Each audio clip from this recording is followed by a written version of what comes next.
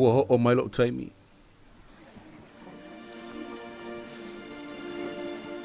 Ua o wilo ua tau vai vai. E re mwhai anu tau mamlama ia upu uma, na polo ina o re tamae tau atu i nei taimi. O ia i tau fale, ma mawhau i mea na o whai atu ai. Ma ole atu i re tamaa i lo ingoa ina iau tau malamalama, ma sauni tau mawhau mo tai au, o te toe sau ia o tau.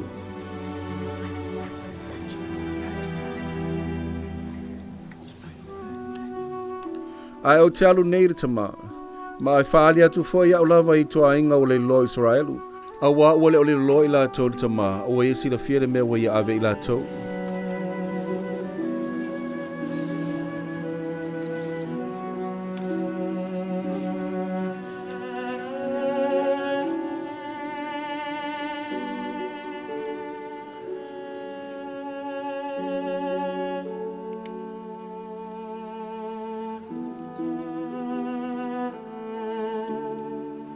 Ua tumula o loto i le angalofa ia te utau.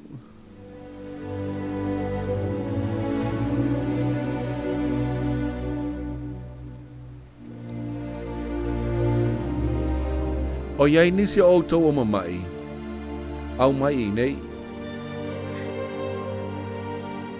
O iai nisi o pipili, pe tau waso, pe setu, pe manua pe lepela, pe mamae, pe tutuli, pe popo ngā tia i so se mea.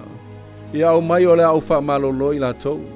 Ona ua lofa tele ia te o tau. Ua tumula o loto lofa mutimuti vali.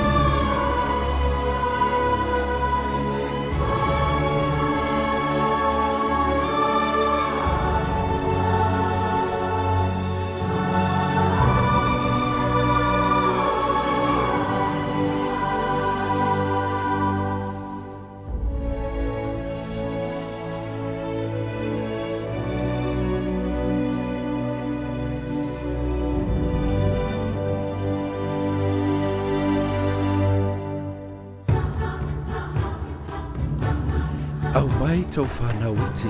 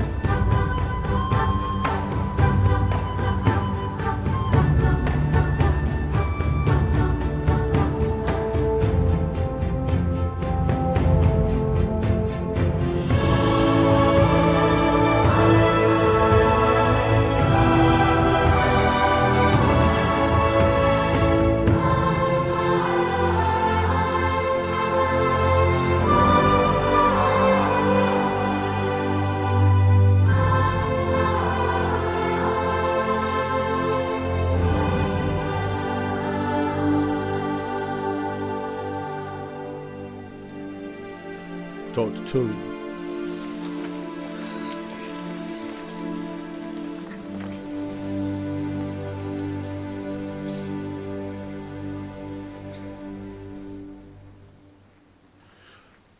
Le tamai hua o watu atu vale o no le amioleanga o le aingo Israel.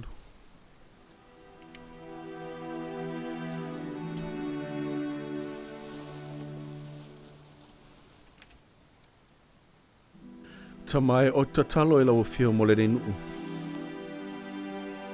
E le iwa aia lava e le mata. Pēna whaalongo ina fo i le talinga. Le te tele ma o fofongi o mea na mātou wā ai ma whaalongo o feta laia Yesu i le tamā.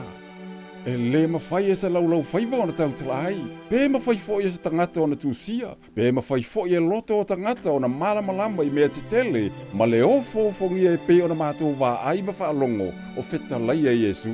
E le ai se tasi e malamalama i le oli oli na tumu ai o mātou anganga. E na ua mātou whaalongo o te talo o ia i le tamā mō mātou. Amene.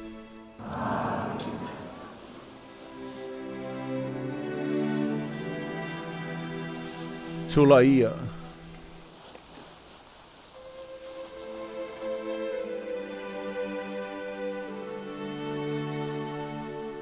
Amu ia o tau anolo tau whātutua.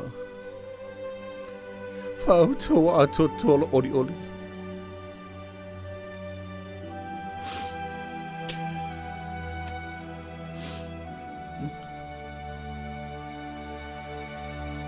Wa ia i o tau tamaiti.